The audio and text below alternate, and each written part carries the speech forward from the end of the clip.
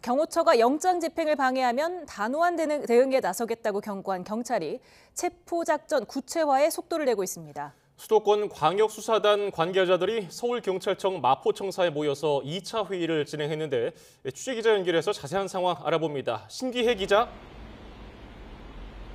네, 경찰청 국가수사본부입니다. 네, 오늘 수도권 광수단 책임자들이 한자리에 모였군요.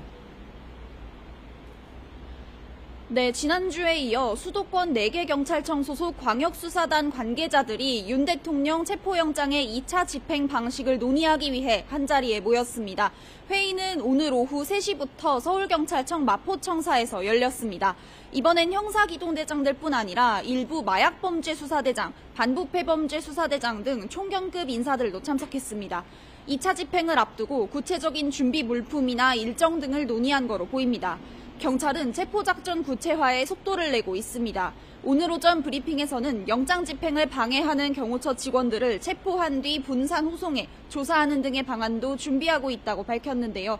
집행에 협조하는 경호처 직원에 대해서는 선처하겠다고 강조하는 등 압박과 회유를 동시에 진행하고 있습니다. 한편으로는 경호처를 흔들고 다른 한편으로는 내부적으로 작전을 구체화하면서 치밀하게 윤 대통령 체포를 준비하는 모습입니다.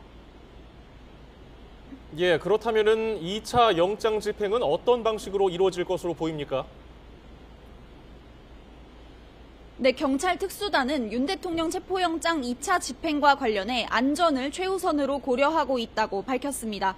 경찰은 일부에서 제기되는 경호처 직원들의 화기 사용 가능성에 어떻게 대응할지 묻는 기자들에게 제1원칙은 안전이라고 거듭 강조했습니다. 또 인명피해, 유혈 사태가 없도록 영장을 집행하는 게 가장 중요하다면서 1차 집행 당시 고려했던 안전 문제들도 충분히 검토해 준비하고 있다고 설명했습니다.